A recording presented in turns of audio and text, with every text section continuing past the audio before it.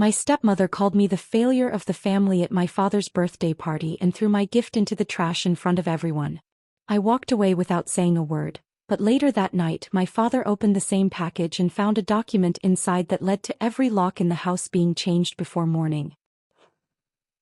Failure of the family. My stepmother said those words as if she were stamping them across my name, then snatched the brown package from my hand and threw it into the trash can beside my father's birthday table. Everyone was watching: my uncle from Boston, my aunt from Seattle, the neighbors, and a few relatives. Dad tried to say something, but Diana placed a hand on his shoulder and laughed. "Don't ruin the evening, Richard. Let her be dramatic." I looked at the package, then at my father, and quietly picked up my coat and walked out. No one knew that inside that package was a document that would cause every lock in the house to be changed before morning. It is almost 3 in the morning, and I am sitting in the kitchen of my small apartment in Portland. An old sitcom is playing on late-night TV, the laugh track echoing through the room, but there is no laughter here.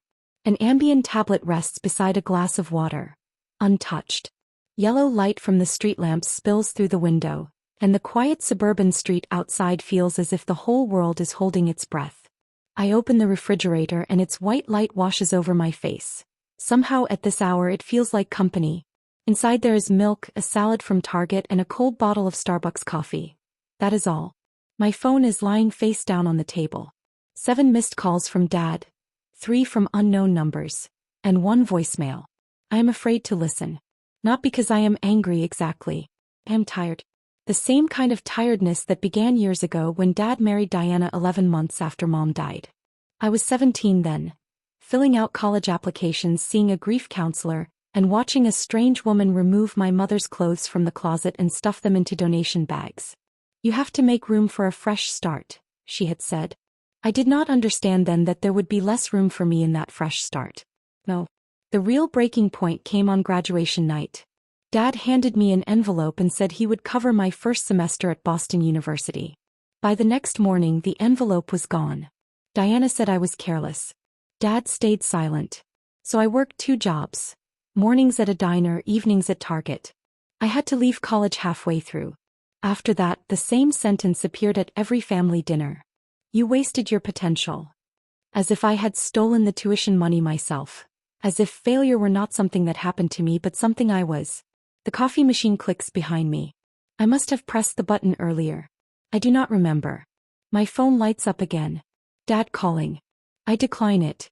The package had not been an ordinary birthday gift.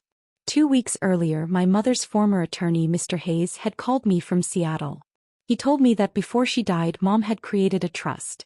The white colonial house where Dad and Diana lived was legally owned by that trust. Dad had the right to remain there for the rest of his life, but ownership would eventually pass to me. There was one condition.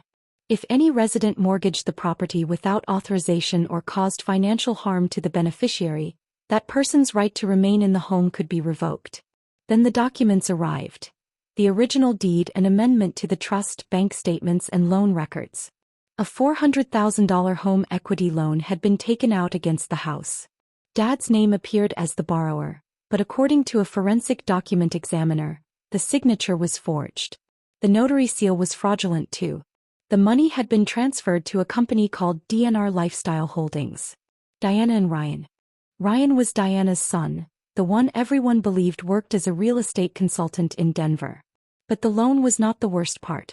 On the final page was a note explaining that Dad's medical condition had been deliberately hidden during the application process.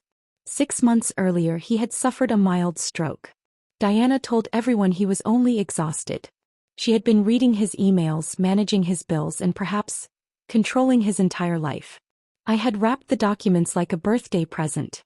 But maybe I was afraid. Or maybe I wanted Dad to discover the truth himself without Diana interrupting or twisting it. Across the package I had written, "Dad, please read this alone." But the moment Diana saw it, she grabbed it from me. For 1 second, fear flashed across her face. Then she laughed. I finally play the voicemail. Dad's voice is low and unsteady.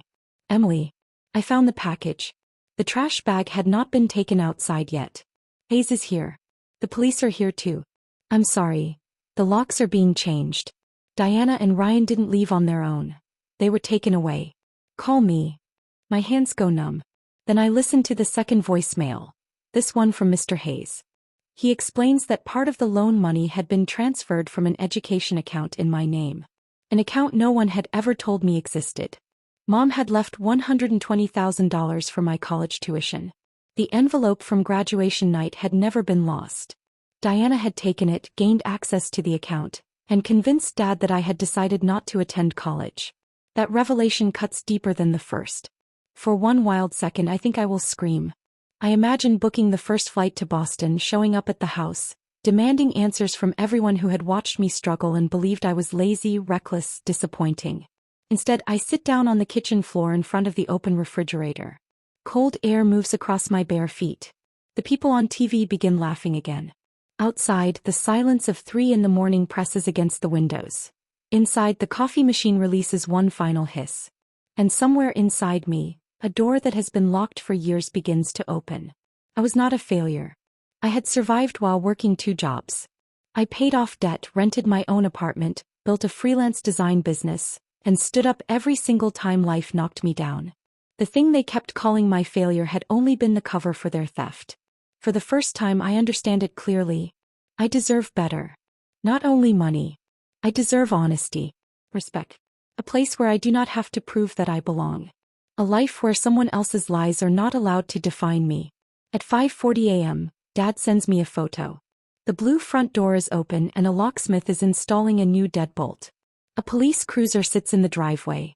Diana's flower pots have been removed from the porch. Then his message appears. The house belongs to you. The decision is yours too.